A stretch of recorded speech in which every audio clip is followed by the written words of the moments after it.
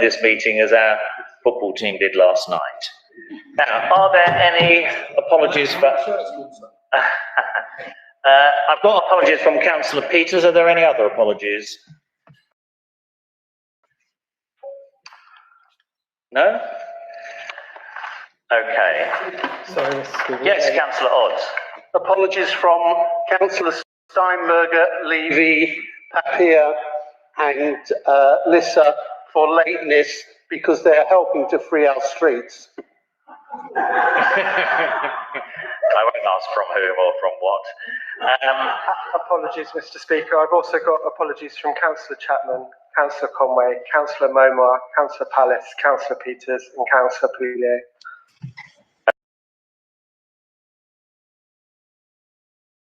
Okay. Chair, if I may, I'm attending remotely. Okay, Councillor Mima is attending remotely. Now, for those councillors who are attending remotely, if you wish to speak or comment, just use the hand-raising function. I'll invite you to speak as long as there's time. I'm sure there will be. Unfortunately, you can't participate in any of the votes or decisions made, so please don't attempt to vote if those in the chamber are invited to do so. Also, refrain from using the chat function because this isn't visible for us here in the chamber. Item 2, Speaker's announcements. Well, I'd like to welcome the new councillors who were elected in the by-elections. I've already advised them that if they wish to speak at this or the July meeting, we'll give them special dispensation to speak for at least 5 minutes if they so wish, which enables them to put their views across. I'd also like to congratulate Dame Meg Hillier, MP for Hackney South and Shoreditch, on being made a Dame, and I'm sure we wish to show our appreciation to that award.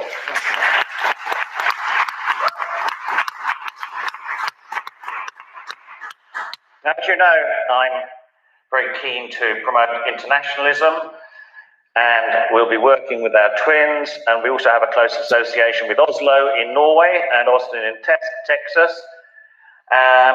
And of course, for many years, we've been twinned with Haifa. Unfortunately, we learned today that the Secretary General of the Haifa municipality, Bracha Sela, is retiring after 24 years.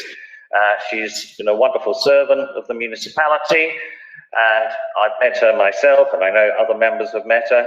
So I'll write her formally thanking her tomorrow and wishing her well. She'll be succeeded by Mrs. Aviva Spiegelstein, who I've also met, and I'm sure she'll do equally well. I'm sad to report that there was a death of a very major figure in Stamford Hill earlier this month, who I knew very well and who was a doyen of the community. His name was Gerald Stroh, and when I was first elected to the council in 1990, his family, who emanated from Austria and came here as refugees, had a rum company, and on the day I was elected, they left a bottle of rum outside my house in 1990. Gerald was only 63, and he was a philanthropist, a successful businessman, and he was going to help me during the current period of speakership. So I've sent my condolences to his family, and we're very sad to hear that. Now, I will be advising you of the various activities that I'll be undertaking as speaker. I won't be reporting back. We'll do that through the internet to save time, but we will be having dinners at Yum Yums in Stoke Newington, and also to Beauvoir Studios, courtesy of Edward Benyon, who's being very supportive. We're also having a football match with Hackney women supporting our cause on the 22nd of August at Hackney Marshes. And we are also arranging a bike ride to Brighton. Now, I said to the executive officer, Jane, would you not like to go to Haringey instead? It's much more convenient, but she felt we had to make a little bit of an effort and achieve a goal. And I'm delighted to say that Mayor Glanville has also said he'll join us. Now, this isn't for amateur cyclists. It's for people who really are competent cyclists. But if any of you wish to join us, then to advise Jane Ware at the Speaker's office. I'm also able to tell you that we had an anonymous donation from a former councillor to the charity fund that I'm promoting for St Joseph's and the Hackney Empire, and the donation was of £1,000, which is extremely generous. Now, obviously, because it's anonymous, I can't tell you who gave it, but it was an extremely kind and generous gesture. As you know, if anyone wishes to donate, whether it's £5, £10, £15, or whatever it is, you can go on Virgin Money Giving and make that donation. Last time I was Speaker, I raised just over £29,000. It's much more difficult this time, but hopefully we'll get somewhere close to that target. I want to just say a few words about the conduct of meetings. We have political opponents, but we don't have political enemies. We must conduct our business with mutual respect. During the course of debates in the Chamber, we should use our titles: Mr. Speaker, Mayor Glanville, Deputy Mayor Bramble, Deputy Mayor Nicholson, Councillor. When we meet each other in the corridor, we don't have to. We don't have to be formal all the time, but here in the Chamber, we must be formal, but we mustn't be pompous. So I'm sure you understand the difference. Finally, I should mention, if you do wish to make a donation to the charities I'm supporting, in many instances you can set it against tax, but that's against income tax, not against council tax, so don't try that one on. Okay, we'll move on now. Agenda item 3, declarations of interest. Are there any declarations of interest? No? Okay, I'm moving up agenda item 8 because we must ensure there's a quorum for it. So agenda item 8. Minutes from the previous meeting. All right, we'll better do minutes of the previous meeting before we do agenda item 8. Are there any corrections for accuracy to the last meeting, which was held on the 27th of April? No, can we agree those minutes?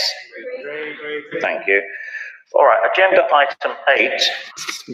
We've got an updated version of the briefing. What's this? It's an updated version, so that's in the right order compatible. You're using the right version of the briefing. All right. So that's the agenda item. All right, so I've agreed to vary the order of the agenda to take this item, and this is the appointment of an independent person, and it requires a decision by a majority vote of at least 28 members. Do members wish to debate this report? Agreed. All right, so I haven't asked you if you agreed yet. I asked if you wanted to debate the point. Yes. Are you sure we've got 28 members here? Including the committee room review. Just to clarify, Councillor Odds, we've got another 11 members sat in the committee room. Thank you. Do you need them to sign anything, Councillor Odds? Right, so could the council approve the appointment of Ferial Burton to serve as independent person for a term of 4 years from the start of 2021-22 municipal year until the end of 24-25 municipal year? Is that agreed? Agreed. Thank you very much. And we'll advise accordingly. Mayor Glanville. Thank you, Mr. Speaker. I'm sure all of us would want to note our thanks to Mr. Stokes-Rowe, who's been fulfilling this function up until now, and perhaps that can be recorded in the minutes. Thank you.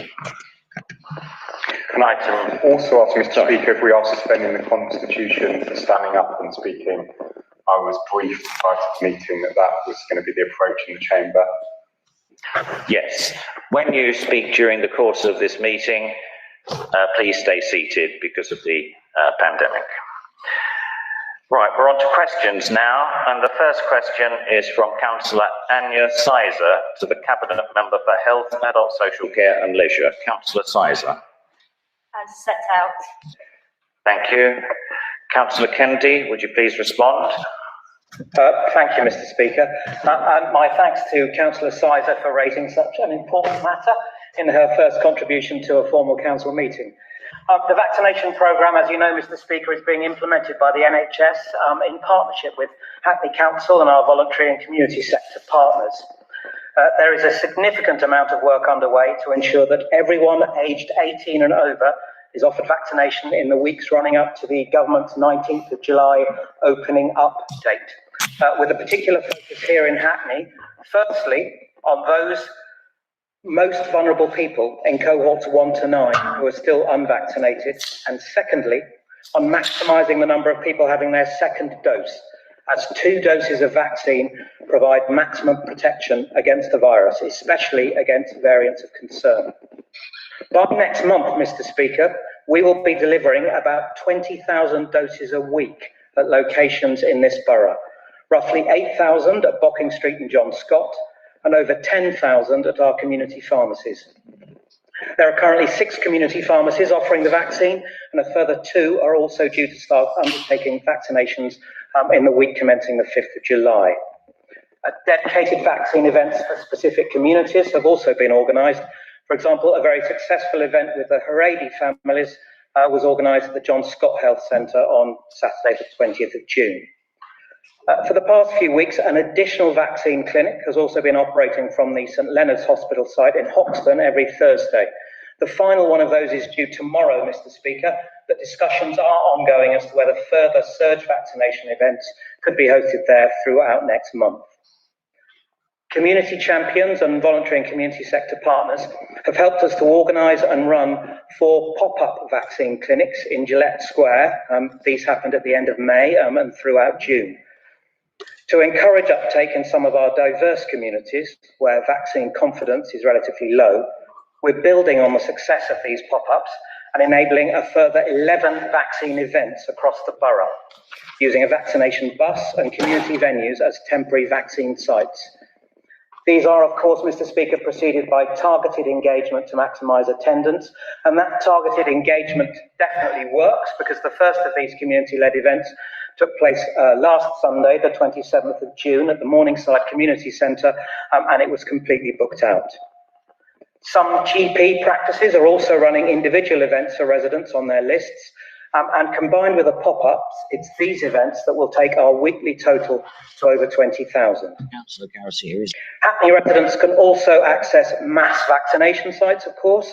These are events outside the borough mostly, and include the recent events at the London Stadium and the Arsenal Football Stadium. I'm also pleased to announce, Mr. Speaker, that we will be running our own mass vaccination events on the 10th and 11th of July here in Hackney Central at the Hackney Service Centre. These will be delivering 4,000 further doses to our residents over the course of 2 days. Thank you. Indeed worthy of a round of applause. Thank you, colleagues. But we will, of course, continue to promote all of these opportunities very widely through the multiple channels that we use. This, of course, includes information on where people can get vaccinated and on how to book, all of which is on the council website. Thank you very much, Mr. Speaker. Thank you, Councillor Kennedy. Councillor Sizer, do you have a supplementary question? Yes, please. We know that much work is being done in the 18-year-old category, and for this bracket, the main source of information does vary greatly from different demographics. Therefore, can I ask specifically how we will be reaching out to the 18+ group, and are there plans to use social media to encourage this group? Councillor Kennedy. Thank you, Councillor Sizer. You can indeed ask. We have a very good communications team here at the council. I meet regularly in a COVID comms meeting with them. Happens every Tuesday afternoon. And there is apparently, Mr. Speaker, something called Snapchat. And our comms team are using Snapchat, WhatsApp. I believe there's even some work on a TikTok video. Apparently, Mr. Speaker, these are the recommended ways of communicating, especially with our younger residents, about the importance of taking up their vaccination opportunities. Thank you. Councillor Odds. Thank you, Mr. Speaker. I have a second supplementary. Firstly, before I ask my question, if I just point out that the event that the Cabinet member referred to with the Jewish community took place on Saturday night, because obviously Saturday during the day is the Jewish Sabbath. But I would like to ask the Cabinet member, notwithstanding the current low take-up of the vaccine in Hackney, would he congratulate our government on the world's second best rollout of the vaccine? Okay, Councillor Kennedy. Normally we don't allow seconds, but we will on this occasion. I'm feeling very liberal-minded. Councillor Kennedy. Thank you, Mr. Speaker, and thank you for the opportunity to comment and congratulate. The people I would like to congratulate, Mr. Speaker, are vaccination volunteers here in Hackney and our NHS partners here in Hackney who have been working themselves to the bone ever since the vaccinations were first certified and available in this country. I laid out in my answer earlier the work that is going on. I myself have joined the Vax Pack. Many council colleagues have joined the Vax Pack, and I look forward on the 10th or the 11th when we're vaccinating up to 4,000 of our residents in the Hackney Service Centre to seeing as many of my colleagues there as possible joining with me to help the vaccination effort. Thank you, Mr. Speaker. Thank you, Councillor Kennedy. I'm not sure if Councillor Garcia is here, so I'll formally... Oh, sorry, you are on the line. Councillor Garcia? Hi, thank you, Speaker. I am here. Okay, so do you want to put your question? Yep, thank you, Mr. Speaker. As set out. Thank you. Councillor Woodley, could you answer that, please? Mr. Speaker, I'm very happy to agree with Councillor Garcia that Haggerston Park is one of Hackney's finest green spaces. I grabbed at the chance to take a walk around it with board members just yesterday, not only to look at our tree planting, but where the park might need some additional care and attention after the heavy use it has had over the last year, which is true of all our park green spaces, I have to say. Incidentally, Haggerston Park's area is one of 4 that we are currently consulting on with a view to making improvements, and we hope the residents will take this opportunity to feed back on our designs and proposals. I'm also happy to say that we planted 182 street trees in Haggerston Ward in 2020 to 21 and 184 trees in the previous year.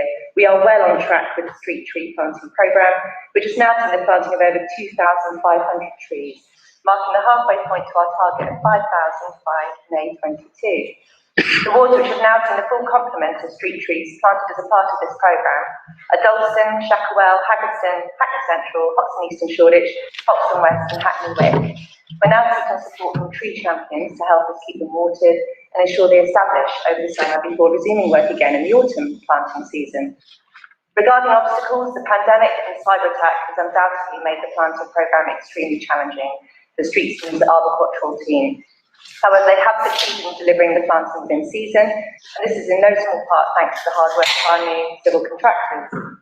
Wards which are now ready to go at the start of the planting season in October are Brownswood, Cazenose, Pomerton, Kings Park and Stamfordshire West. Over the summer, we will be scoping out every other ward. So Clissold, de Beauvoir, Hackney Downs, London Fields, Springfield, Stoke Newington, Victoria and Woodbury Down. If I've forgotten any, don't worry, we're going to get everywhere.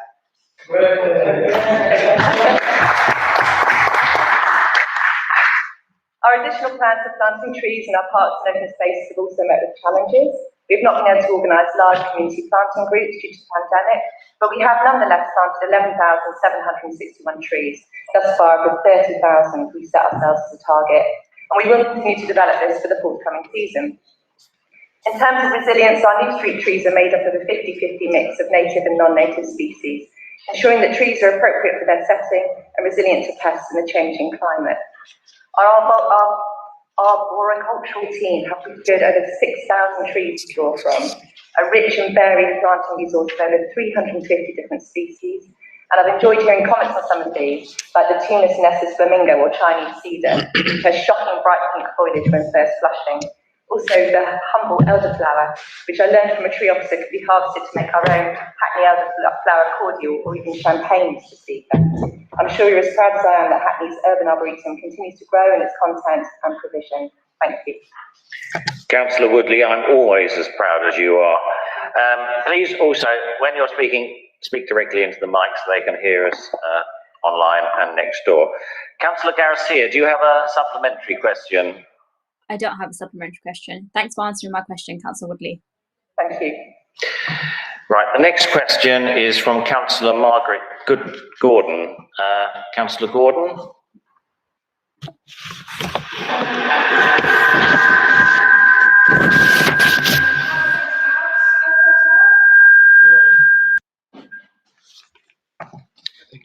Councillor Gordon?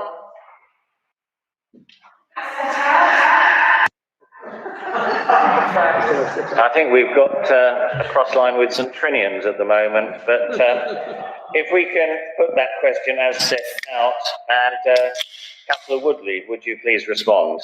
Mr. Speaker, is that better with the mic now? That's much better, yes. Thank you. Thank you, Councillor Gordon.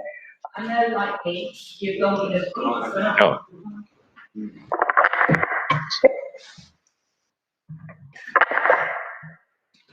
It's staying on. Okay. I know, like me, you've long been aware of concerns about the location, quality and cost of externally commissioned special educational needs provision, particularly where these independent settings carry high fees or are located out of borough, which can bring additional pressures in terms of travel time for our children and young people. Over the last year, as the pandemic brought these pressures to a head, and in light of our cumulative deficit, currently due to reach 13 million at end of year, we've been undertaking a series of local evaluations and reviews which will inform a much needed SEND improvement strategy. Hackney Education is ambitious about improving outcomes for children and young people with additional needs, and are taking a priority focus on the delivery of good quality, value for money SEND school places within the borders of Hackney. This requires key stakeholders and partner agencies to work together with children, young people and their parents, families or carers to ensure that they are educated closer to home with the right support, which would enable them to live, learn and grow up locally, where they can benefit from education, skills and employment opportunities that will help them to enjoy and succeed in life. Hackney currently has a large number of children and young people with education, health and care plans placed in independent and non-maintained special schools. Currently, as at end of May 21, we have 474 children and young people with EHCPs attending 100 independent and non-maintained special schools, both within and outside Hackney borders. The majority of children and young people have their specialist needs appropriately met in day provision within these settings, but there are also 5 children and young people with HCPs who require a residential school setting to effectively meet their specialist needs. Current trend analysis suggests that the increase in children and young people who require a specialist placement is very likely to continue significantly over the coming 5 years. And to respond to this, Hackney Education is considering, as part of the development of the education sufficiency and estate strategy, which Deputy Mayor Bramble is leading on, how more local places can be delivered. We've invited schools to express interest in additional resource provisions, which can be attached to mainstream schools. And we're also working on the expansion of our 3 Hackney-maintained special schools in Borough, the Garden, Ickborough and Stormont School. Alongside this planned expansion, we're working to ensure improved quality assurance and management of all provision is in place. You'll know from recent disputes that where we continue to place a large number of children in independent settings, we will be taking our commission places through our Cabinet Procurement and Insourcing Committee to ensure contracts meet the requirements we would all expect in Hackney in terms of creating not only a good education environment, but one that takes care of its staff and welcomes trade union representation. I should stress that this is an ongoing improvement plan that we are working on for SEND provision, and we know there is much work to do to ensure services enable more children and young people with SEND to be educated locally in well-governed and high-quality provision. To be honest, it won't be easy to achieve this, but it is what our children need and they deserve absolutely nothing less. Thank you. Thank you, Councillor Woodley. Councillor Gordon, do you have any supplementary? Thank you, Mr. Speaker. I'm going to try to answer your supplementary. Could you come and explain and tell me how much she's going to be able to... Have to mute that, we'll come back to them, I think. I think we'll come back to that because the sound quality is not exactly perfect. We'll move on to Councillor Cam Adams, who has a question for the Cabinet Member for Homelessness, Housing Needs and Rough Sleeping. Councillor Adams. Set out, Mr. Speaker. Thank you. Councillor Etty, would you care to respond? Thank you, Mr. Speaker, and thank you, Councillor Adams, for asking the question. While the government's eviction ban has safeguarded the majority of Hackney's residents from homelessness, it sadly failed to protect everyone. During the course of the ban, the government also made it easier to evict specific groups of tenants, including those with more than 6 months rent arrears, individuals causing antisocial behavior, and perpetrators of domestic abuse. Singles in insecure accommodation always remained at high risk of eviction during the pandemic, and the number of homelessness approaches Hackney received from singles during 2020-21 reached an all-time high. Colleagues, between April 2020 and 31st of May 21, when the eviction ban ceased, a total of 4,363 households approached Hackney at imminent risk of homelessness, comprising 3,256 single individuals and 1,107 families. During the same period, 1,513 households were placed in temporary accommodation as they had become homeless. When someone is identified at risk of homelessness under the Homeless Reduction Act, the Benefit and Housing Needs Service, or for single individuals, the Single Homeless Prevention Team offer residents an in-depth advice, appointment, and they undertake a holistic assessment of their housing and support needs. For non-priority single individuals who will not be owed a homeless duty, Hackney funds the Single Homeless Prevention Services. At the services sincerely helps, we work with them on a one-to-one basis to develop a personal housing plan, which identifies the key action the individual must take to resolve the housing situation. They work to stop single individuals from becoming homeless through liaising with landlords. Where this is not possible, the SHPS has built relationships with local agents and support single individuals to access private rented properties ongoing that are suitable for their needs. Once a property is found, they will provide ongoing tenant support for at least 8 months to ensure there is no further risk of repeated homelessness. They will also signpost individuals to other relevant support services.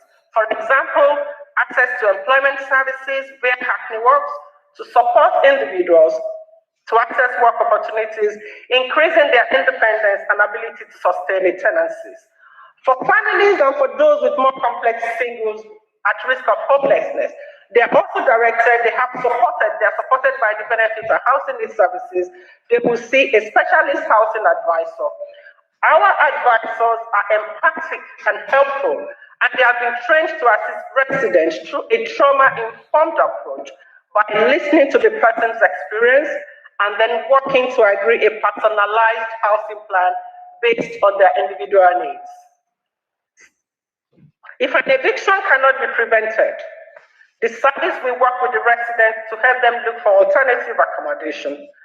An affordability assessment is conducted to identify the types and location of accommodation which are affordable to the resident and direct them to landlords who may be able to assist.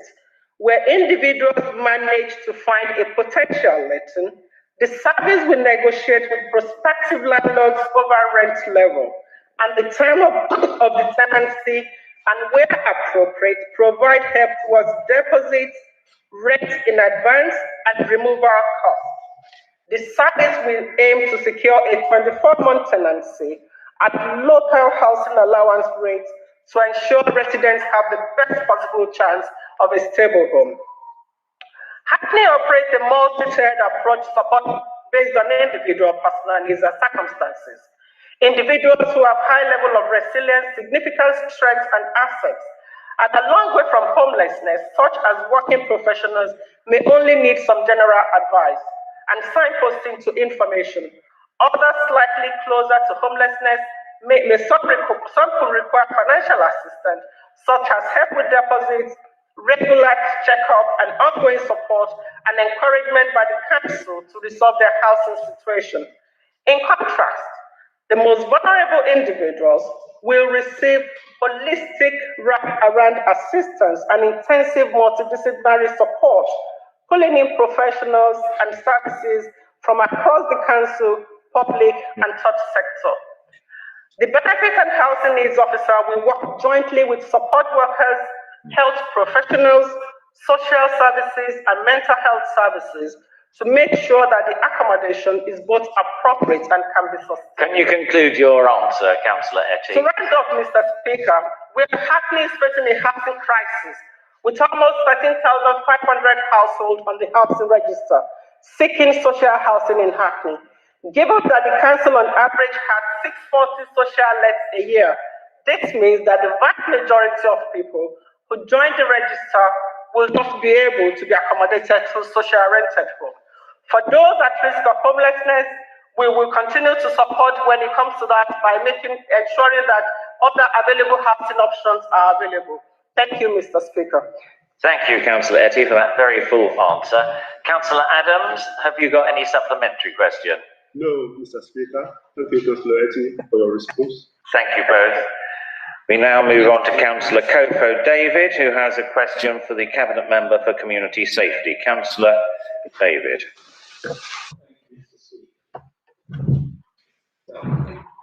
Thank you, Mr. Speaker. Could the Cabinet Member please give a summary of Hackney Council's work since the beginning of lockdown to assist victims of domestic violence, and specifically the services that exist for women of African Caribbean heritage in Hackney? Councillor Fajana Thomas, would you care to respond, please? Yes, thank you, Mr. Speaker. Thank you, Councillor David. You might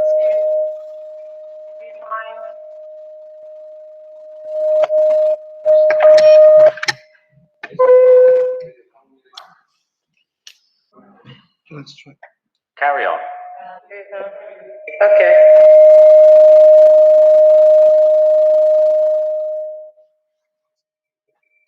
I need to move back. Can you hear me? Councillor Fajana Thomas, have you got your laptop on? Sorry? Have you got your laptop on? No, I haven't got any. Probably Councillor Kofo. Maybe turn off your mic, Mr. Speaker.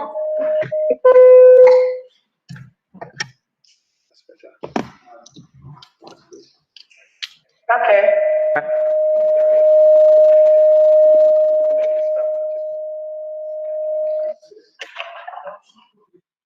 Is it? If you want to go there.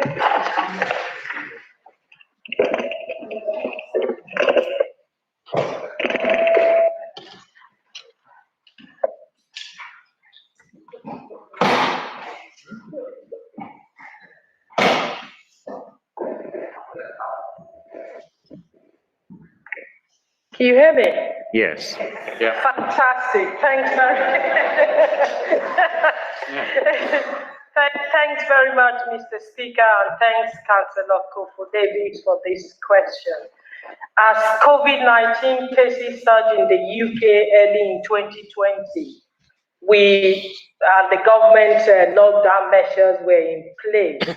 It was widely reported in the media that the stay-at-home rule designed to fight the coronavirus gave perpetrators of abuse a tool that they quickly learned to use for coercion, manipulation, and to induce fear.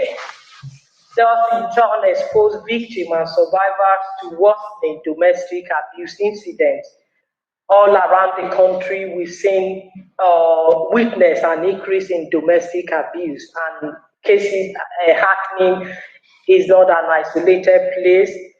But I'm proud to say that the Council Domestic Abuse Intervention Service continues to operate during the lockdown, though there are some reductions and alterations to the services. To summarize, as you asked, during the lockdown, this service implemented the following measures in response to lockdown. Checking in on all allocated clients about risk in light of lockdown restrictions.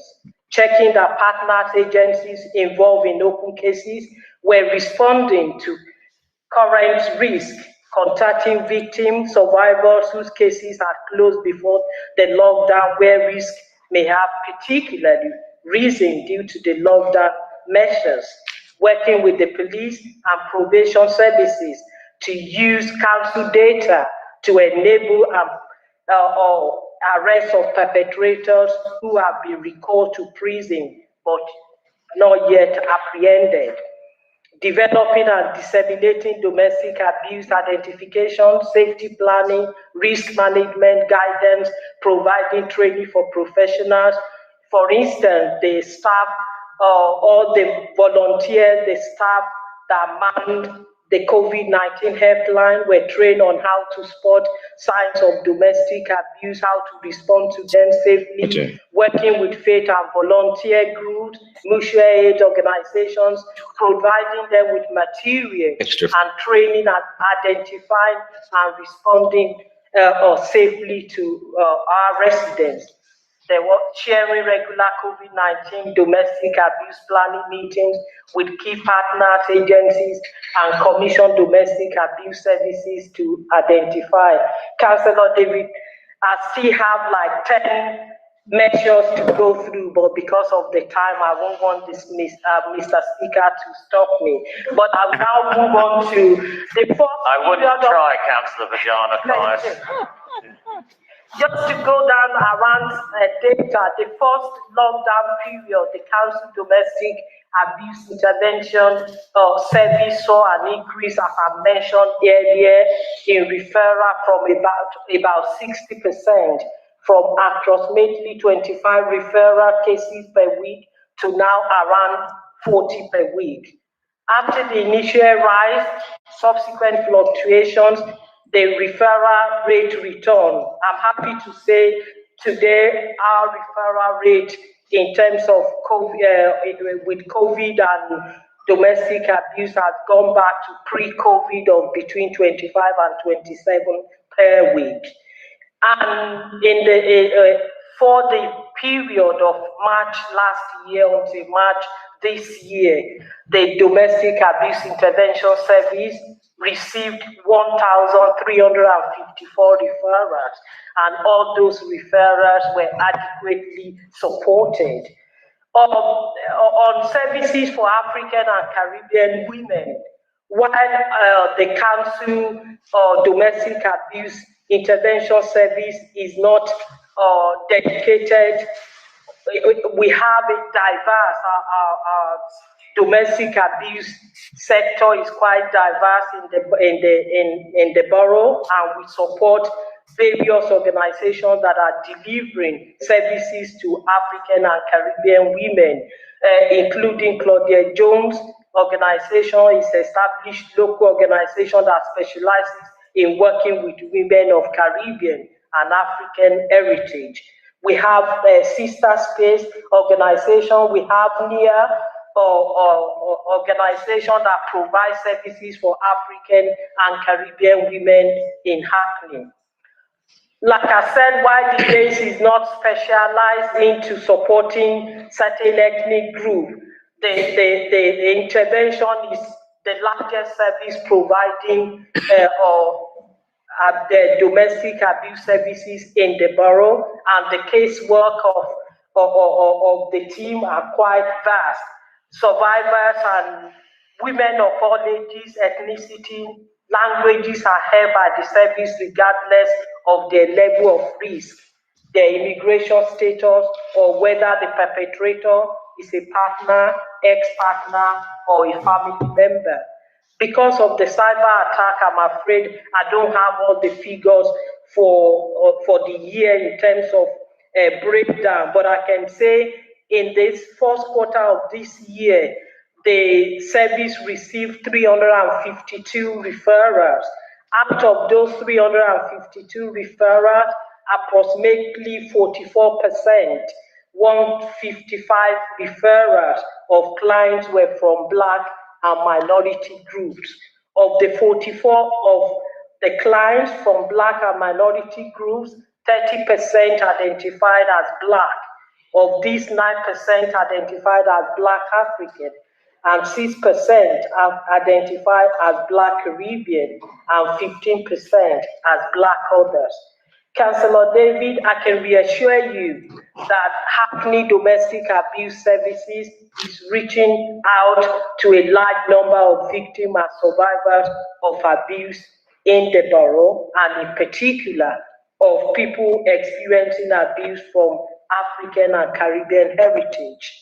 Thanks again for your question. I hope I've reassured you that we are doing our best providing services for people that needed it in the borough. Thanks. Thank you, Councillor Fajana Torres. Do you have a supplementary question, Councillor David? No, thank you, Councillor Fajana, for a detailed response. Now, we've exhausted our half an hour, but because of technical problems, a bit like some of the football games, we're allowing 5 minutes of extra time, and I'm delighted that Councillor Gordon is in here so she can ask her supplementary question to Councillor Woodley. Would you like to do so, Councillor Gordon? Thank you very much, Mr. Speaker, and Councillor Woodley, for your response. I'd like to ask a brief supplementary in relation to any plans that you have for co-designing new facilities for young people with special educational needs with those young people and their families who would be very best placed to work out exactly what is needed in those facilities. Thank you. Councillor Woodley, could you respond, please? Thank you, Councillor Gordon. That's a really important question, and I'm sorry I didn't touch on that in my earlier response, actually, so I'm really glad you came back and raised it. The answer is yes. It's a priority already set within our SEM Partnership Board to ensure that co-production is a part of this process, this expansion process. And we've already been making visits out to some of the ARPs we've already been working on at Queensborough School, Gainsborough School, and getting to know the SENCOs, but also the parent governors. And I'm also really pleased to say we're doing a lot of work through our specialist teacher team on improving access, I guess, to what we call pupil voice. So ensuring that our children and young people start to communicate with us about what they most need and would like to see in that assisted resource provision. So yes, the will is there, the system is there through the SEM Partnership Board, but also through our own efforts to going out and meeting those young people and those parents and families and carers in person. I'm really pleased I've already had the opportunity to do that on several occasions, and it is a great relief to be able to go out and meet and talk to people after the restrictions of COVID. So yes, I'll be very pleased to sort of update you on how that progresses. Thank you, Councillor Woodley. We have time for one more question. This will be the last. Any others will be answered in writing. Councillor Sophie Cameron, please. Thank you, Speaker. Could the Cabinet member please provide a brief update on leisure facilities and the provision of activities within Hackney on today of all days? Indeed. Councillor Kennedy. On today of all days, Mr. Speaker, yes, of course I can. Your question could not have been asked on a more perfect day in the last decade, possibly 2 decades, Councillor Cameron. So bright and early this morning at 7 o'clock, the Mayor and I were there for the ribbon cutting ceremony at the new Britannia Leisure Centre in Shoreditch, Mr. Speaker. Yeah. Indeed, worth cheering. I'll go through the list. Mr. Speaker, a 25-metre 6-lane swimming pool, a training pool with sensory lighting, leisure water with a 60-metre flume, which is absolutely fantastic. My Cabinet colleagues can attest to the fact of how much I appreciate that.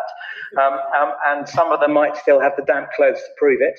A 6-court sports hall, spin studios, fitness studios, a gym with over 100 stations, 4 squash courts, soft play, 2 tennis courts and 2 football pitches on the roof, a cafe and publicly accessible toilets for the users of Shoreditch Park. It represents, Mr. Speaker, the biggest investment by this council in sport and physical activity infrastructure in a generation. But it is not the only infrastructure that we are putting in. We recognise, especially at this time, the importance of physical activity. During these COVID times of restricted movement, we know that actually physical activity has decreased. So also at Cabinet in this May, the Mayor announced further funding for a new learner pool to be developed at the London Fields Lido, for the refurbishment of the sports hall and swimming pool tiling at the Clissold Leisure Centre, and further improvements to the West Reservoir Outdoor Swimming Centre. And at Cabinet in July, Mr. Speaker, we'll also be announcing plans for the King's Hall Leisure Centre. Being physically active has never been so important to the health and well-being of our residents, Mr. Speaker, which is why we're investing right across our leisure estate, and why, as part of our programme of summer activities, Hello Again Hackney, sliding down that brilliant new water slide will cost just £1.40 for unlimited access for all Hackney residents under 16 throughout July and August. A summer of fun and physical activity for all our youngsters, Mr. Speaker.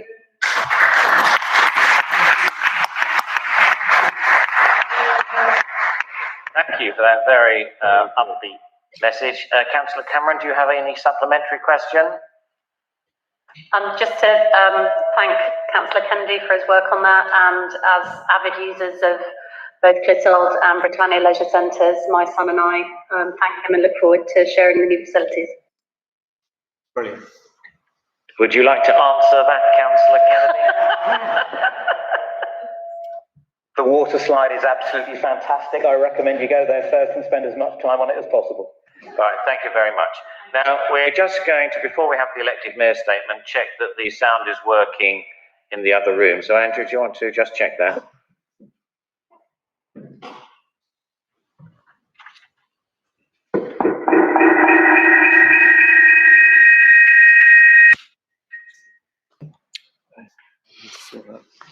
Sounds like a science fiction program. It's moved on from some Trinians. Right, we'll move on here to item 6, the elected mayor statement. Mayor Glanville, you have up to 10 minutes to address the council, following which an opposition member can respond. Mayor Glanville. A pregnant pause there, but it appears to be working. Thank you, Mr. Speaker, and I just want to echo your words about Dame Meg Hillier and also our colleagues in Haifa. I'd also like to welcome Ian Williams to the dais as our acting chief executive, and also you, Mr. Speaker, to your first non-AGM full council. And I know that you occupied the dais when we were still all remote and online. A special welcome too to Councillors Young, Troughton, Sizer and Lissa for their first in-person council meetings. I think it's right in saying that in one way though, Mr. Speaker, though we all want to be here, we wish we were not forced to be here. And I think myself, Deputy Mayor Bramble, colleagues and councillors from across the chamber do not think that it is right that the government has forced us back into our chamber to make decisions in this way. And I just thank though all the officers of the council that worked so tirelessly hard from public health to IT, to governance, to security and facilities for making it as COVID safe as they can. But to put on record, I do wish that we were not here at this stage. Before I get to my statement, I also wanted to say a few words about the sad passing of Bernadette Kelly. She was a valued member of the legal and governance team for over 10.5 years, and most recently Bernadette supported Director of Legal and Governance. I know the team in particular will be mourning her loss, but the whole organisation will be thinking of her and her family in the coming days. Bernadette was willing to help everyone and anyone. She was absolutely crucial to supporting whether they were new lawyers or apprentices in the executive support team, and I know she'll leave an irreplaceable hole in our organisation, and she brought an incredibly positive attitude to work every single day. Mr. Speaker, as Councillor Kennedy said, cases of coronavirus in Hackney have dramatically increased over recent weeks. And we had a comprehensive update from him earlier, but just to put it in some context, we saw 280 cases in the last week. We're now past that 100 per 100,000 level and up 25% in recent weeks. We're also seeing a positivity rate of 2.4%. In May, we saw council staff and volunteers do that surge testing in Shoreditch and Dalston. And I'd like to thank everyone involved in that programme for keeping Hackney safe, and Councillor Sizer for drawing attention to it earlier. The dominant Delta variant is obviously having a huge impact on rates across the UK, and we have to acknowledge that the government again was too slow to act. So I did welcome their extension to the roadmap.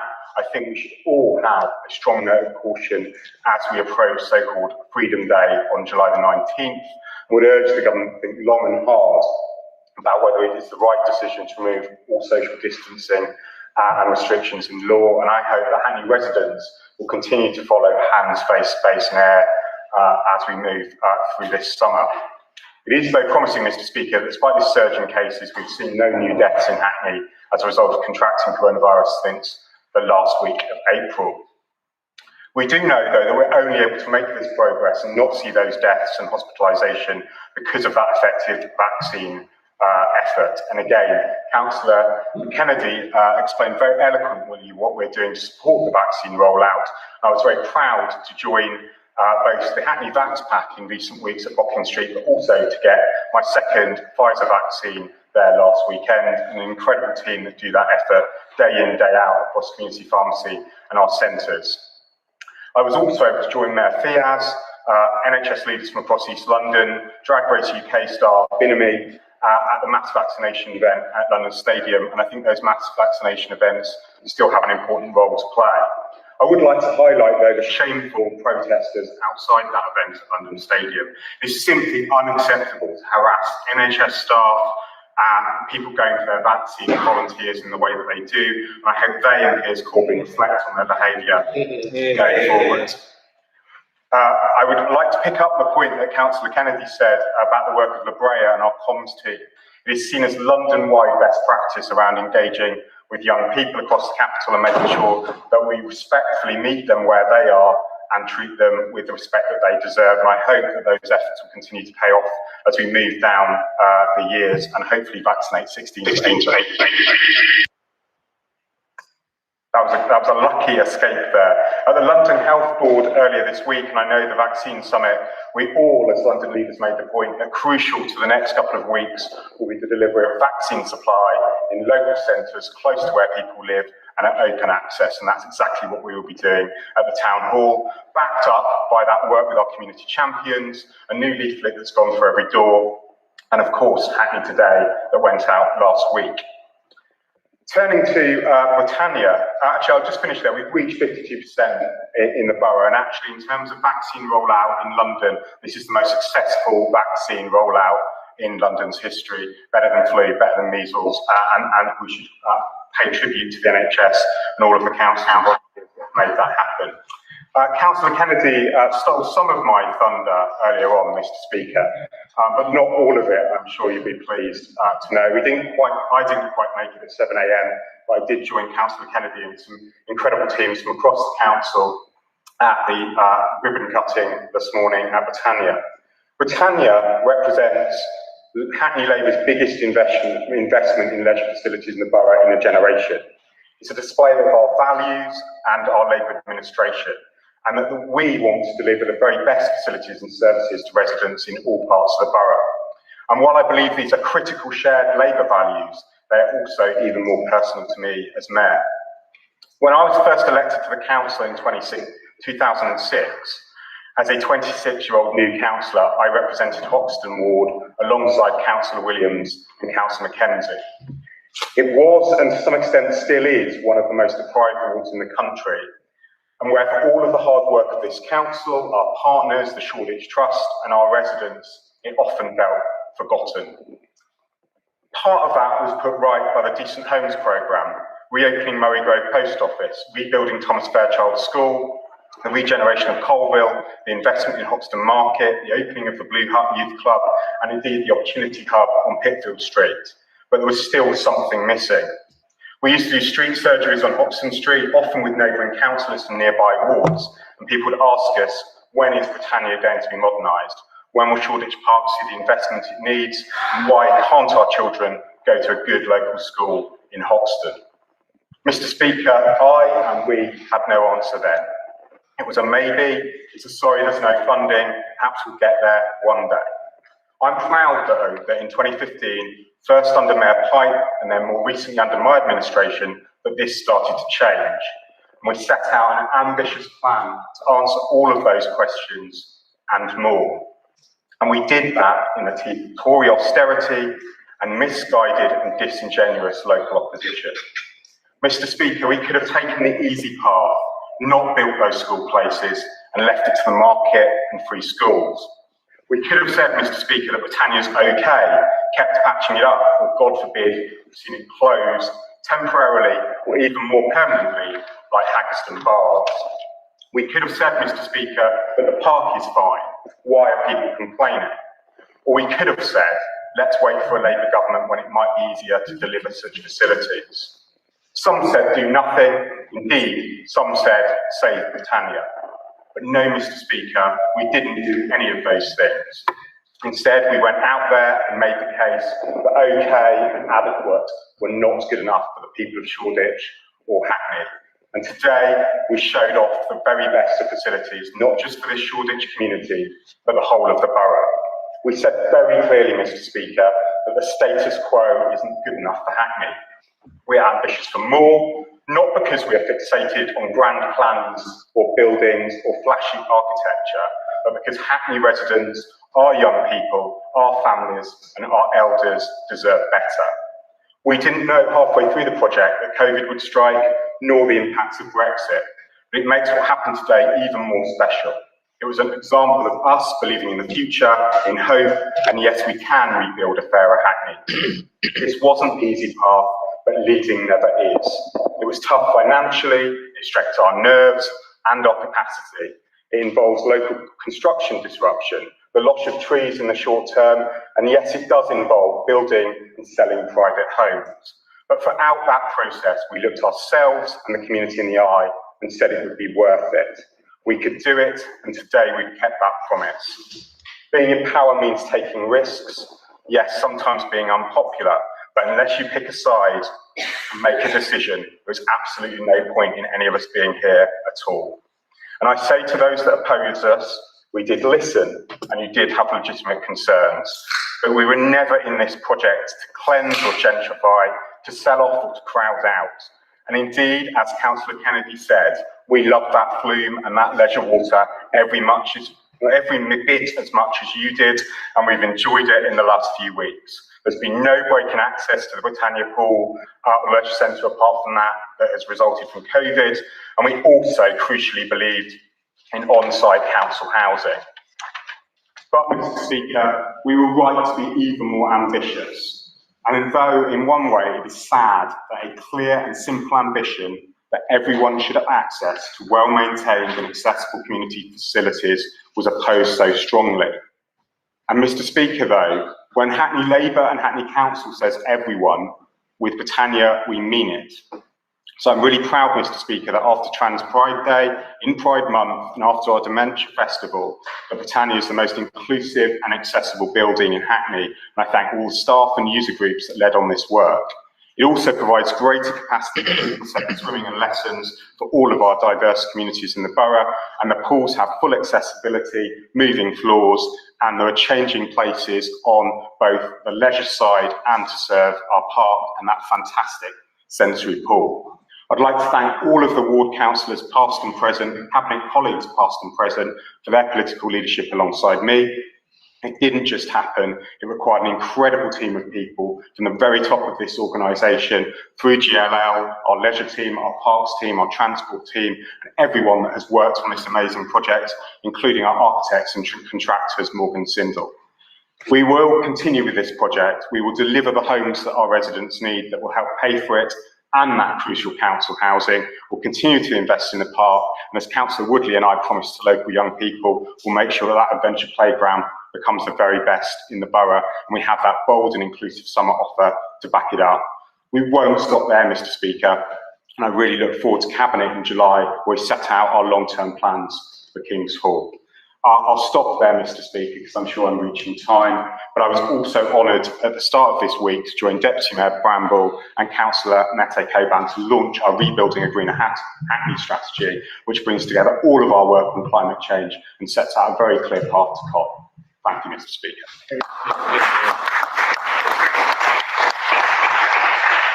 Thank you, Ned. And would a member of the opposition wish to respond? Anyone? Thank you, Mr. Speaker. Councillor Steinberger. First of all, congratulations on your speakership. Thank you. Second of all, I came late tonight. Obviously, I joined the protesters who came out to obviously protest about saving their life and the roads. It's very upsetting to see that this continues, this whole mess, shenanigan, all this extra pollution that it's causing, all these extra stress and anxiety, and goodness knows how many people's lives are being sold for this, including the ambulance services and the fire engines and the police. It annoys me that basically this is a non-stop situation where it just goes on and on and on. I actually want to share my support for the horrendous Hackney, and I hope they succeed in their court case and justice starts to prevail, because it's getting sickening to sit here and see there's absolutely no democracy in this place whatsoever. I'll continue by congratulating all the new councillors. First of all, my colleague, Councillor Lissa, for winning. I must also say, I take my hat off to Councillor Young. I've been for many years a councillor, and even before she was declared the winner, her first thing was she wants to work with telling me she wants to work with the local people and try and make Hackney a better place. For me, this is a very good start, and I really want to congratulate you on your being elected. Obviously, I would have been happy to see my colleague, but at least. Now, I want to move on to certain items. First of all, it was actually in the last question about congratulating Ed Sheridan. Ed was a special man, and he had time for everybody. I want to wish him a success on his lovely new job in Parliament. I'm sure he'll see better democracy there. And I want to wish him and his whole family success and health. I don't have all this luxury like all of you, where we have computers set out, the officers prepare for me. I've got to do it myself. So there's no computer. It's all genuine from the heart and from my local residents, rather than officers feeding me in, because that's really what councils are elected for, to speak up for the residents, and that's exactly what I'm here today to do. Now, you're not in the cabinet, so yes, we do that. So the next thing I wanted to say is very interesting. In this borough, there's been a lot of patterns. We started by blaming Brexit, then COVID came, we started blaming COVID, and now I think we should change the name of this borough. We should call it London Borough Hacking, not Hackney, because everything besides when it comes to planning, we're planning basically all of a sudden enforcements from 15 years ago. We haven't got a better time to make residents' lives a misery in the middle of COVID, sending them enforcements of 15 years back. Something is terribly wrong with this hacking, and I don't know how come that when it comes to enforcement on this planning, we've got it, and people who are waiting for the housing benefit to get onto the housing ladder, it's just hacking, hacking, hacking. Now, I was very upset to hear today, although I respect a lot, Councillor, but I was very upset to hear today all these figures of taking people off the register. That's irrelevant if they're going to get housing or not. The fact is, if people want to be on the register, if they want to be, whether it's in the general band, whichever band they want to be, they should be allowed to be. It was there until now, and taking yet something else away from them is just, to us, and I believe all my colleagues feel the same, it's just not right. It doesn't add up. And we have to really rethink this whole thing. It's no good throwing figures. We've got 15,000 people on the list. We've got 20,000 people on the list. If people want to be on the list, they should be on the list. We have to do whatever we can that all residents should be part of it, not just the people who are on the higher band. I want to further talk about, it looks like you also, Mr. Rathbone, I don't think you were elected to be Speaker. Now, I'll continue by saying about the lovely spending money in Britannia. I congratulate this administration for that. However, I'm very wary because I remember Clissold, what happened, how many times we've already been back fixing it, and the same with the Lido. And it seems to be, and this is a general thing, that, and this seems to be ever since I become a councillor, we're actually taking away from residents more and more stuff. We're actually charging them more council tax, and I still yet to understand where all this money is being spent. If they're not getting this, they're not getting that, they're not getting the other, what exactly are you doing with this money? But my main concern is that basically, give them 6 months. I don't want to be down 2 years down the line where we actually see Britannia's all messed up and we have to start again with construction work, because this borough is very good at doing that. It's happened in too many leisure centres, and I really don't want to see a mess up.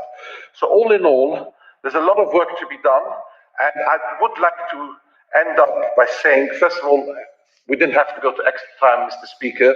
I thank you for that. And I want to end up by saying that I really appreciate tonight what I've seen, the setup from the officers. Every single officer who worked towards setting this council meeting up deserves a separate thank you from everybody. And we are in very difficult times. And I'm pleased that, although I do agree with the mayor that perhaps it's not the right time to sit here yet, but since we are here and we are seeing each other, that's also something in a positive direction. So I would like to thank for all this. And I also unfortunately want to echo what the mayor said about Bernadette Kelly. She's done a lot of work in the borough for all the years, and this is the first time I've heard about it. It's a big shock to me too. And I don't know if we had the minute silence or not, because I was outside when this was announced. So there's a lot of work to be done. And I just hope that things start moving in the right direction. Also, I'll finish up by saying this whole microphone system, I don't understand what this is exactly. Are these old mics already also broken like everything else that breaks after 2 years? I would be interested to know why we've got another mic. Is this to take home? What is this exactly? Thank you. Thank you, Councillor Steinberger. Andrew, do you want to just answer the question about the microphones, please? Thank you, Councillor Steinberger. It's just to say that the microphones are a temporary solution while we get the microphones in the chamber repaired. They're not to take home, I'm afraid. You don't get goodie bags here. Does anyone else wish to contribute to the debate before the mayor makes his reply? Anyone else? Yes, Councillor Lynch. Thank you, Mr. Speaker. I just wanted to make reference to Councillor Kennedy and Mayor Glanville's mentions to people that have received the Queen's birthday honours, and I know both have already congratulated her, but as a nurse I just would like to say that on behalf of myself as a nurse and other people within the council, that we're extremely proud of Catherine Pelly, MBE, who's the chief nurse at Homerton Hospital, and we wish her well for all the work her and the rest of the Homerton have done.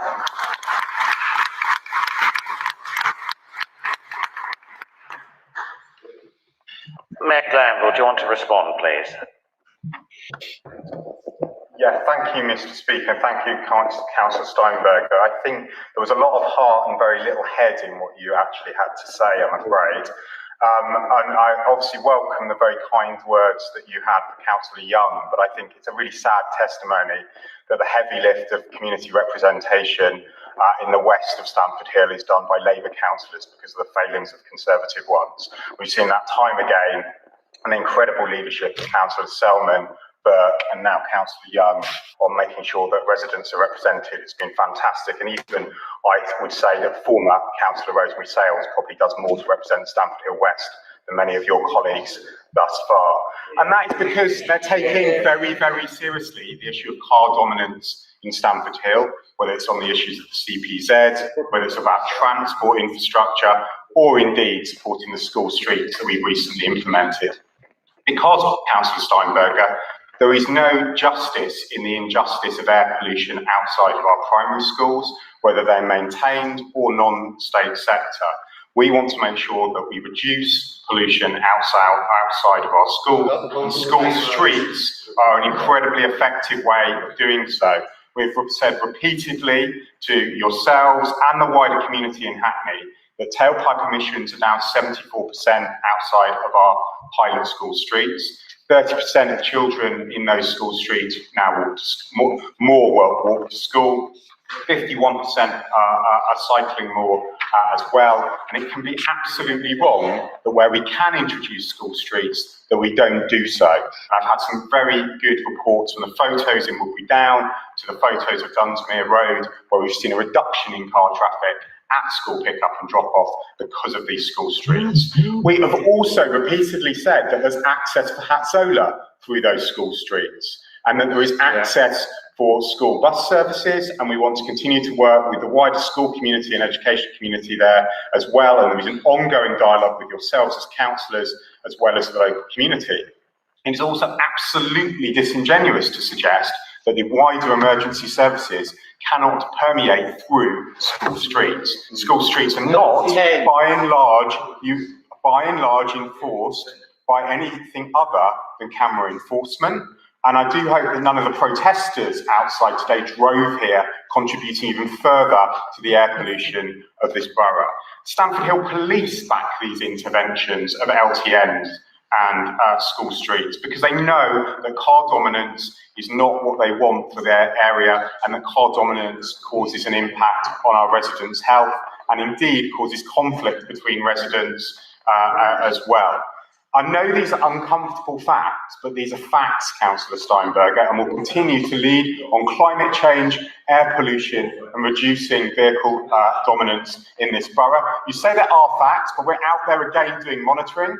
We're monitoring traffic movements in the borough, we're monitoring air pollution in the borough, and we're monitoring bus times here in the borough as well. You did raise a really important point about the impact of the criminal cyber attack on this borough and the lingering impact. We talk about long COVID, but clearly, Mr. Speaker, through you, there is also long cyber. We are working through whether it is the work that we're doing around the housing waiting list, benefits, council tax, business rates, and all of those services impacted, working for and with the most vulnerable first as we bring back those services, and we're providing regular updates to the Audit Committee and others. And I know that you're as passionate about restoring those services as I am.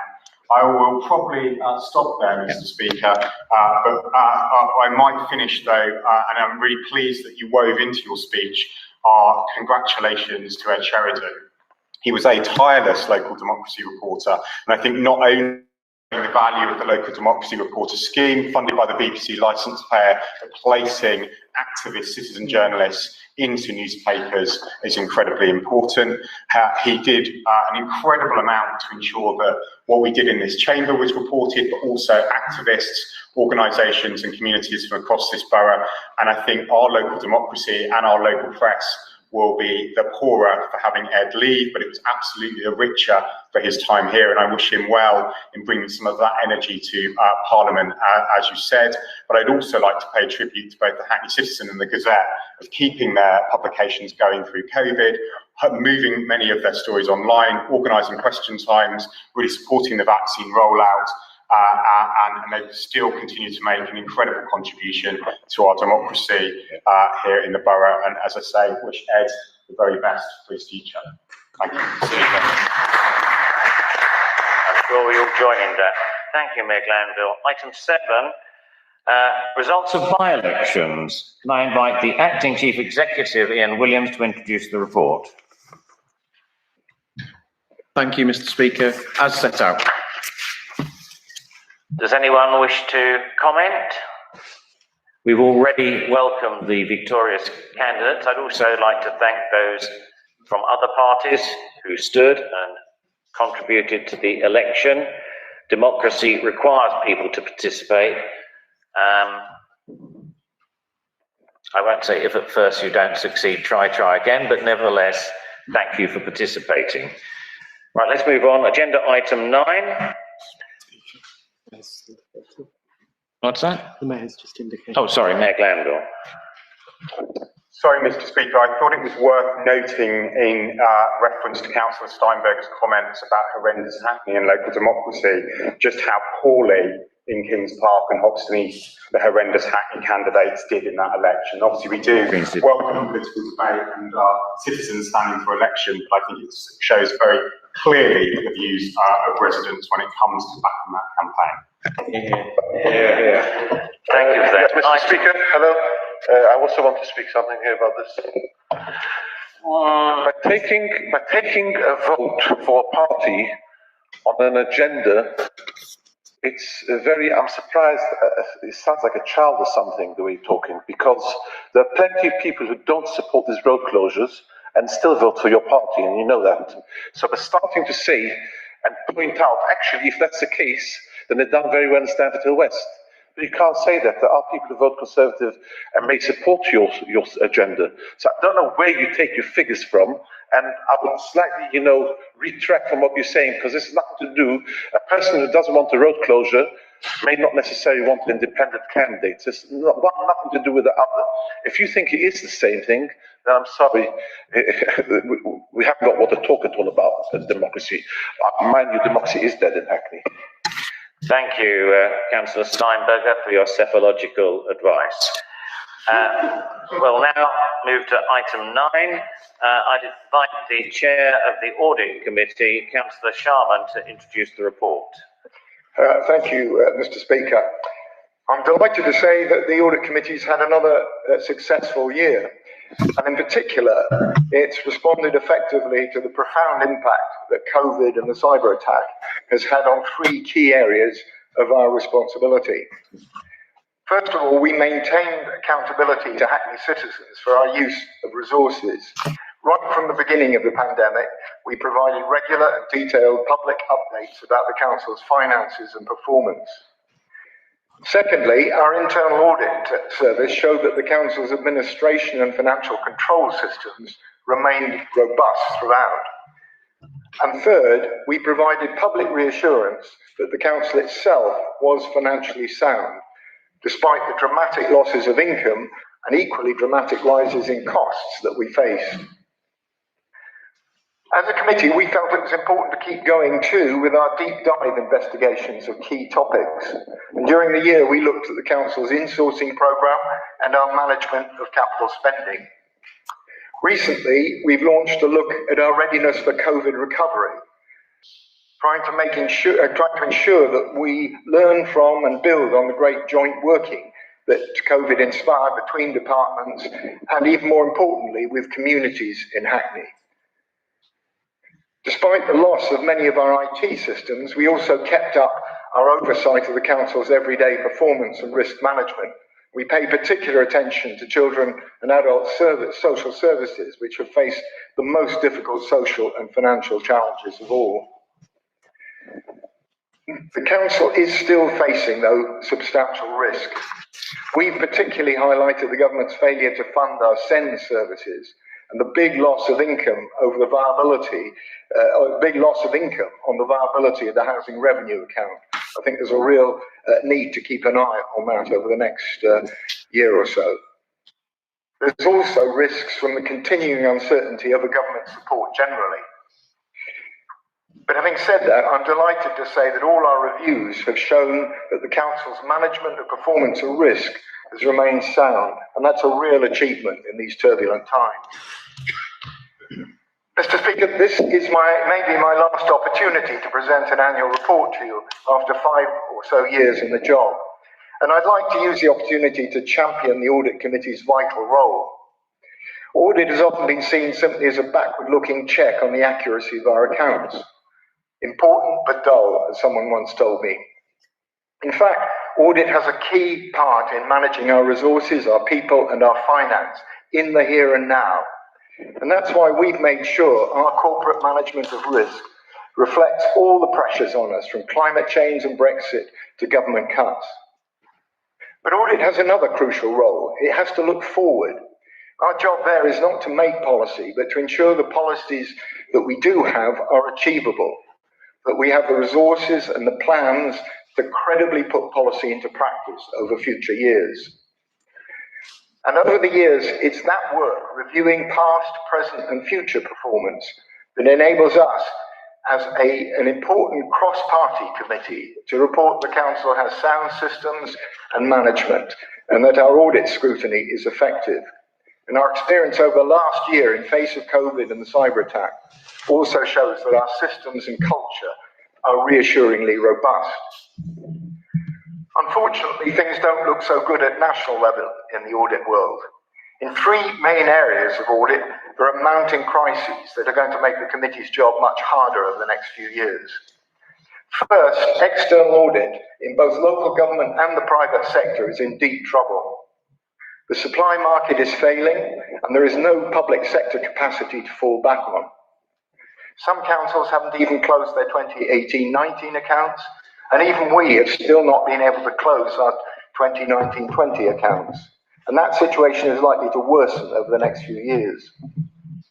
Second, during the last year, there's been a chaotic allocation of COVID resources from the centre, and that's been made worse by the government's lack of long-term financial planning for local government, and it's made it impossible for councils to be fully effective.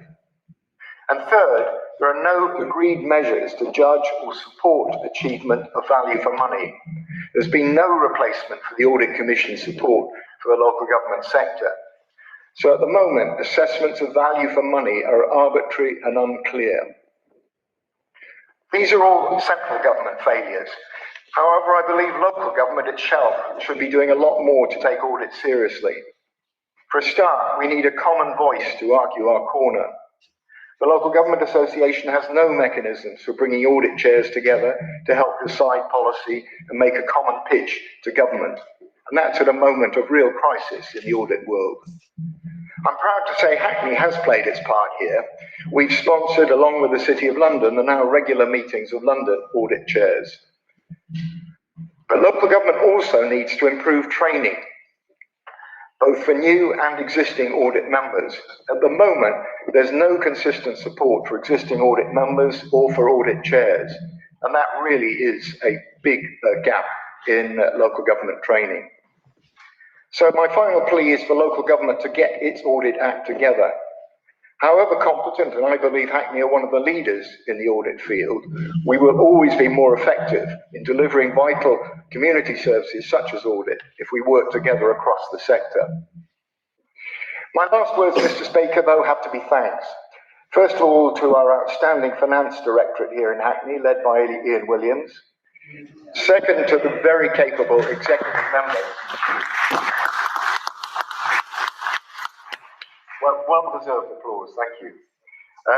Second, to the very capable executive members for finance, Councillors Jeff Taylor, Rebecca Renison and Rob Chapman, that I've worked with over the last few years.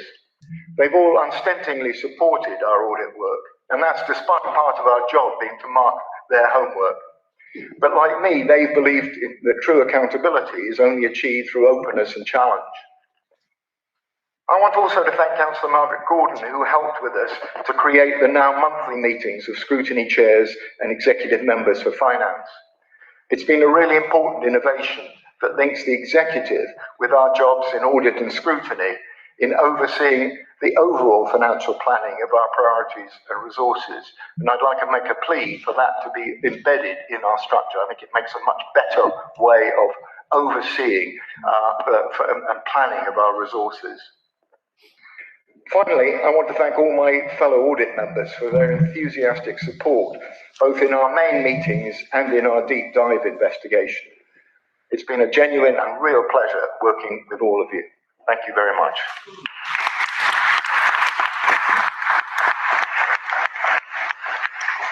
Thank you, Councillor Sharman, and thank you to the committee for all the hard work you've done.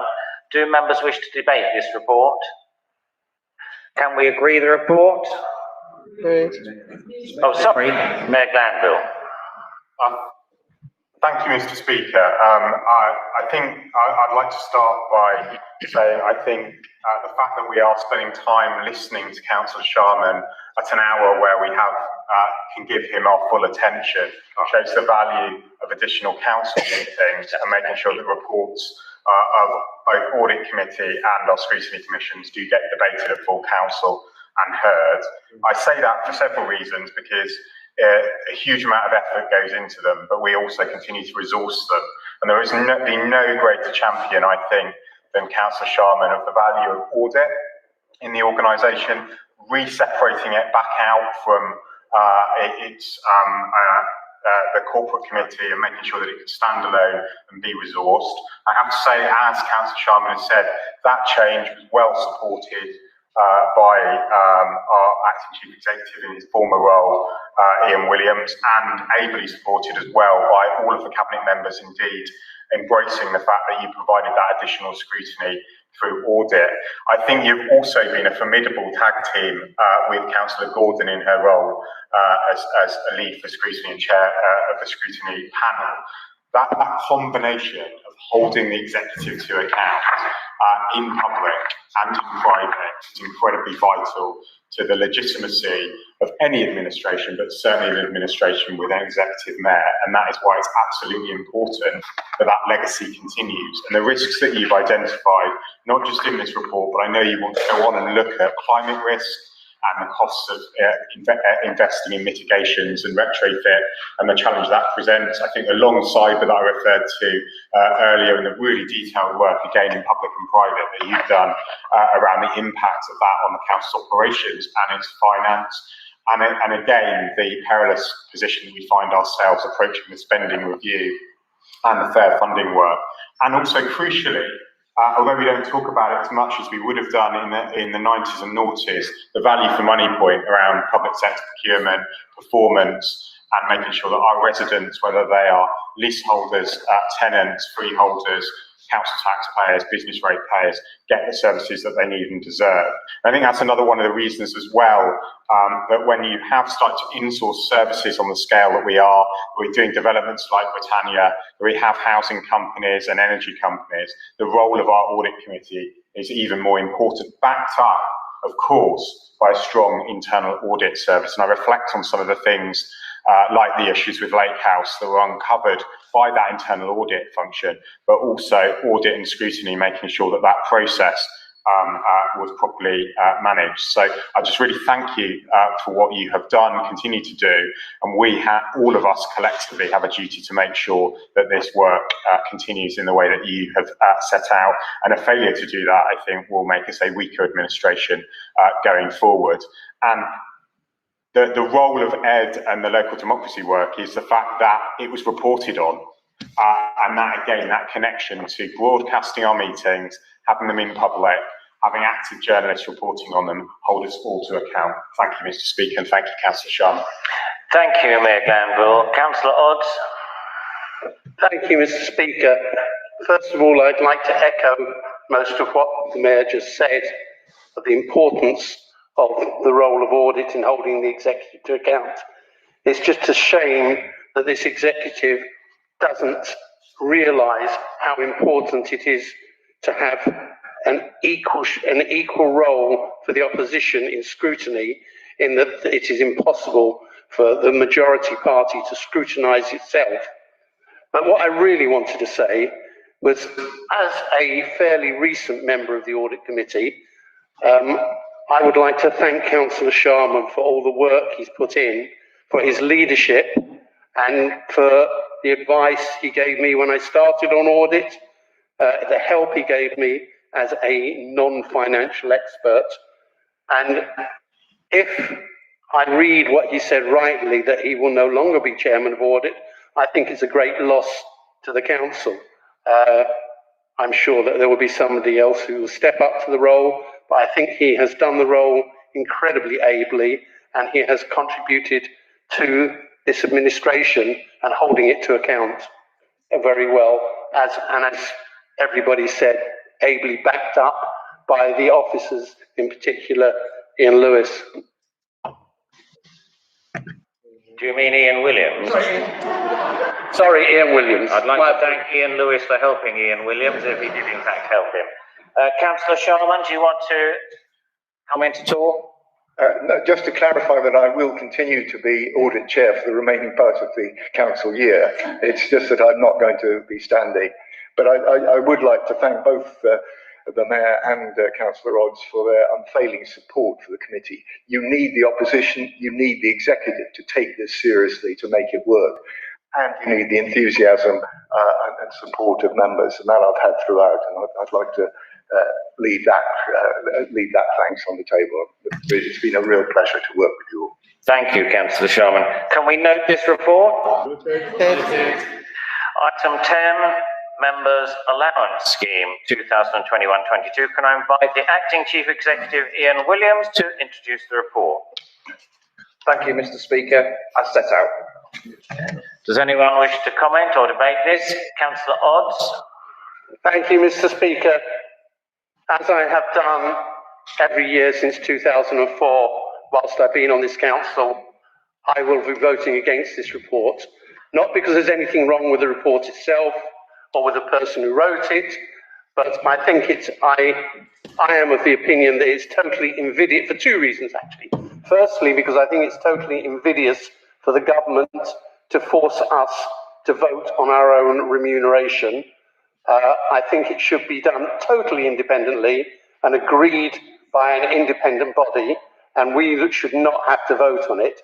And secondly, because of the government's failure to reintroduce councillors' membership of the local government pension scheme, which, as a former chief whip of the Labour group was quite fond of saying, has lost us a lot of talent, because there are people who cannot afford to come forward as councillors if they don't have that backup of a pension. Yes, sure, people will say you can contribute yourself. It is a contributory scheme, and I think that it should be reinstated. But my main point is it's invidious to ask us to vote on our own remuneration. Thank you, Councillor Odds. Councillor Steinberger? Just a quick one. There's 2 points I wanted to raise. First of all, I also disagree with this report for different reasons, which is namely the way we focus so much on first opposition, second opposition. There could be one day there'll be 6 oppositions. I don't think it's right, this part of this opposition business. The second thing is the deputy mayor. I'm not sure, because last time I was here we had 2. I don't know where we're on for now. We've got 4, 6. I don't know what this means, 47. Is that for each one, or they share the pot together? I'm not very clear, but other than that, that's all I have to say. Thank you, Councillor Steinberg. Does anyone else want to comment? Can we agree the report? Yeah, agree. Who opposes it? Hands up, anyone opposing? 3 opposing. Any abstentions? No. Councillor Lisser, you seem to have abstained from abstaining. All right, we'll leave it at that. Don't worry. Don't worry. And I'd like to welcome you to the Town Hall, of course. Thank you very much. Okay. Item 11, special use of urgency provisions in executive decision making. I'd like to invite Mayor Glanville to introduce the report. Well, there's a delightful surprise, Mr. Speaker. As set out. Fine. I think whenever we use the urgency powers, I think it's really important that they are obviously reported, and I try to use them extremely sparingly. Thank you, Mayor Glanville. Do members wish to debate this? No? Can we note the decisions taken under Council's special urgency provisions as detailed in paragraph 2.1 of the report? Thank you. Item 12, confirmation of political proportionality and appointments to committees and commissions. Can we agree to note the review of proportionality that has been carried out following the by-elections? Note that there are no changes to the allocation of seats on committees and commissions between political groups represented as set out in paragraphs 3.3 and 3.4, and approve the further and amended nominations to committees and commissions set out in Appendix 1 and Appendix 2 of the report. Is that agreed? Agreed. Councillor Steinberger. Sorry, I'll be quick again. I did give in our nominations, and it's just very clearly, it says Appendix Labour Group. I don't know why it hasn't got our nominations, like Councillor Levy supposed for planning. I was asked specifically if everything is the same, and I said yes. And that doesn't seem to be noted here. I also don't see anything about, maybe I've missed it, I can't see here anything about licensing at all. Not from any party. Councillor Steinberger, just to clarify, the nominations for 21-22 were dealt with at the annual general meeting back in April. These are just amendments following the election of new Labour councillors. Can we note that? We're bang on time. You see what a great speaker I am. The dates of future meetings. Unfortunately, there won't be any refreshments in the parlour afterwards, so we haven't made extra time for that. But we have shown efficiency and sense in dealing with these items. So the future council meetings are designated as follows: 21st of July, 20th of October, and in 2022, 26th of January, 23rd of February. Can we note them? Councillor Odds? Yeah, Mr. Speaker, I think it should be noted that the 21st of July meeting is an emergency meeting and therefore will only be able to take the business that the emergency meeting was called for. Dawn, can you say whether that's the case? It's not for the emergency meeting, but we then reach full council. So our senior legal officer said it's a normal meeting and therefore we carry out the normal business. I'd like to thank you for attending. I know these, sorry, Councillor Steinberger, yes? Sorry, there used to be on the agenda any other business. Now, David Amney, I believe, we haven't spoken about him. And he was for many years an officer who was working on benefits. I believe he's left now. Now, I think it's important we mention, obviously I also forgot to mention before, I don't want to leave this chamber without mentioning and thanking him for all the work he's done. He's been a brilliant officer, and I don't know why he's left. Maybe he's going to become the next manager in Tottenham. I don't know, but whatever reason he's left, I wish him all the best and thank him for all his hard work. Thank you, Mayor Glanville.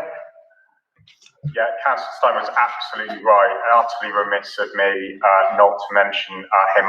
He retired, I think, 2 or 3 weeks ago. He did, before he retired, though, win one of the Hackney Stars Internal Staff Awards for his long service and contribution to the borough, but also I think anyone that's been in touch with him during the cyber attack period, but also in the way that we've been processing business grants out to businesses will know that he follows up very diligently and very personally on all of that casework, and he's one of the most effective officers in making sure that we get those things right. So I absolutely echo Councillor Steinberger's tribute, and I paid great tribute to him during Hackney Stars, which I assume is online somewhere within the intranet internally, because he has been a stalwart officer and delivered a huge amount to us professionally and personally and for our citizens. Thank you, Mayor Glanville, and thank you, Councillor Steinberger. I'd like to thank you all, those of you who attended. I'd like to thank those in the committee room for coming, and I'd like to those who sorry, yes, Councillor. Okay, I see everyone is getting their 2 minutes. I just want to clarify one thing. Mayor Glanville was talking before regarding the school streets that have been closed since the 21st of June in Stamford Hill. And he was saying that he's happy to sit down and talk with us, no problem. I want to point out, many months ago, before this started, we got an email from a council officer asking for our input. I wrote in a very detailed, long email about specific roads, specific schools, specific issues. Never been responded to. It has been Who did you send that to? What's the name of the officer? I don't think it's appropriate to mention. Yeah, no, I don't think so, yeah. Now, and this issue has been brought up by our leader, Michael Levy, with Mayor Glanville. He wrote back that he's concerned about it. Still, we haven't heard back. So although it's nice lip service to say we're ready to sit down, we're ready to work with everything, it's not happening. And we've spoken about auditing and accountability for the wage that the mayor is getting. I'm wondering if we're getting value for money. I think democracy is dead in Hackney.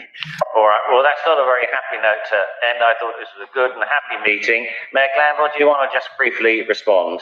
Yeah, I think it is inappropriate to raise questions like that when there was a part of the meeting when you could do that. You did not bring a deputation, you did not bring a member of the public to speak today from the protest, and you did not table a question. I'm now going to turn to addressing the meeting. I have done more meetings about this issue with representatives of Stamford Hill than almost anybody else in this council. I have met with Interlink, I've met with the bus providers, I've met with schools, I've met with your leader, I've met with Councillor Steinberger, yes, and I have met 4 or 5 times, and we've delayed the introduction of these school streets from September to June, listening to the concerns. Councillor Papier, let the mayor respond, listening please. to the concerns of the community and adapting and changing both the schemes and the individual policies. What is not up for negotiation is the introduction of school streets everywhere in this borough where we can.